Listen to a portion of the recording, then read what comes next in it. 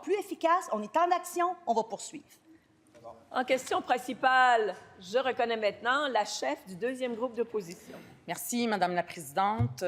Écoutez, une fois n'est pas coutume, je dois le reconnaître, le premier ministre a réussi des choses extraordinaires et historiques depuis qu'il est en poste. Je fais une courte liste pour vous le démontrer. Déficit historique jamais atteint dans l'histoire du Québec, check. Première baisse de la cote de crédit en 30 ans, check. Record de 6 milliards de dollars donnés au privé en santé, check. Et il sera le premier ministre du Québec qui aura comme objectif d'enlever les médecins de famille aux gens chanceux qui en ont un. Et tant pis pour la prévention. En 2018, le premier ministre promettait un médecin de famille par Québécois. En 2022, il en promettait pour 85 % des Québécois. Aujourd'hui, il ouvre la porte à carrément retirer des médecins de famille aux Québécois. Ces changements de cap continuels de la part de la CAQ et du premier ministre inquiètent la population.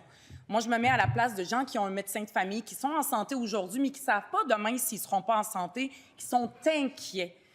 Et on ne veut pas entendre le ministre de la Santé les rassurer, c'est le premier ministre qu'on veut entendre. Est-ce qu'il peut s'engager ce matin fermement à ne jamais désinscrire aucun patient qui a un médecin de famille? La réponse du premier ministre. Oui, Madame la Présidente. D'abord, je veux corriger la chef du deuxième groupe d'opposition. Quand elle dit « check sur le déficit historique », je veux lui rappeler que notre déficit prévu cette année est de 1,8 % du PIB.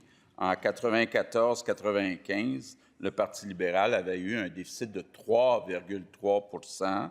Le Parti québécois en 95-96, 2,2 %. Et si on recule un peu plus loin, ça allait jusqu'à 4-5 %. Donc, ce qu'elle dit, malheureusement, ce n'est pas exact. Maintenant, concernant les médecins de famille, bien là, on est d'accord.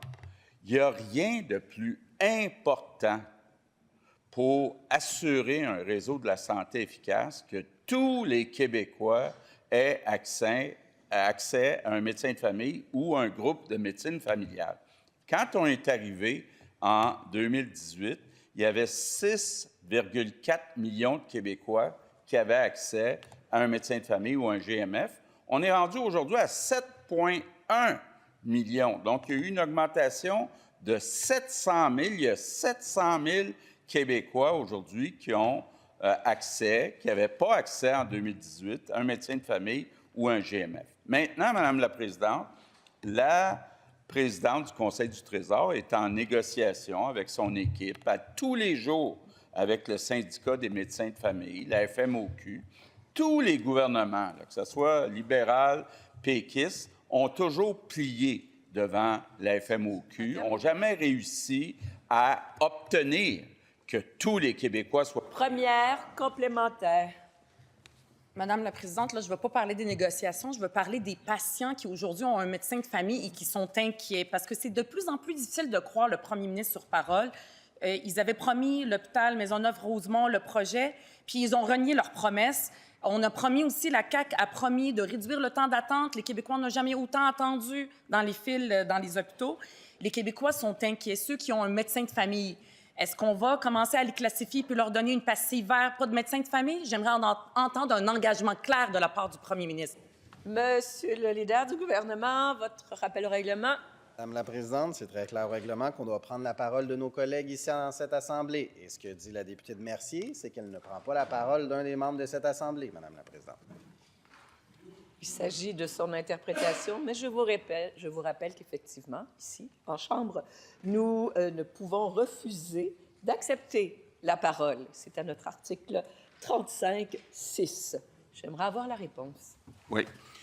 Madame la Présidente, soyons très clairs. Quand on est arrivé, il y avait 6,4 millions de Québécois qui avaient accès à un médecin de famille ou un GMF. Aujourd'hui, il y en a 7,1 millions. Puis il n'est pas question qu'il y en ait un Québécois qui perde l'accès qu'il a actuellement à un médecin de famille ou à un GMF.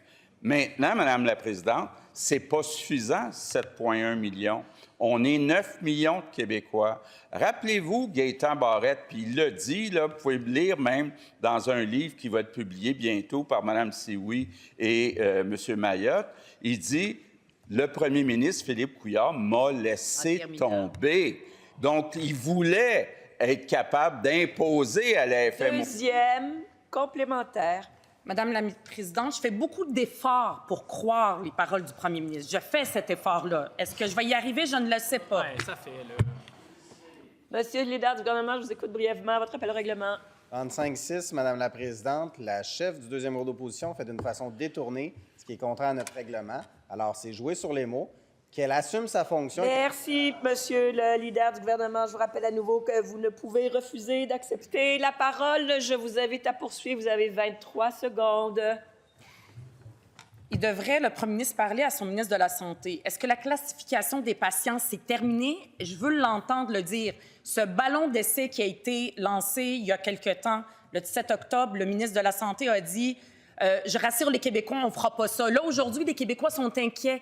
Je veux qu'il parle aux Québécois qui ont un médecin. Les pastilles, c'est terminé. Ils s'engagent que ça n'aura pas lieu. La réponse du premier ministre. Madame la présidente, je m'engage à ce que les 7,1 millions de Québécois qui ont accès actuellement à un médecin de famille ou un GMF ne perdent pas accès, donc ne soient pas désinscrits. Ça ne peut pas être plus clair. Maintenant, c'est pas assez, 7,1 millions. On veut exiger du syndicat, qui s'appelle la FMOQ, que tous les Québécois soient pris en charge, et j'espère que Québec solidaire ne sera pas sur la ligne de piquetage des médecins de famille qui s'y opposent.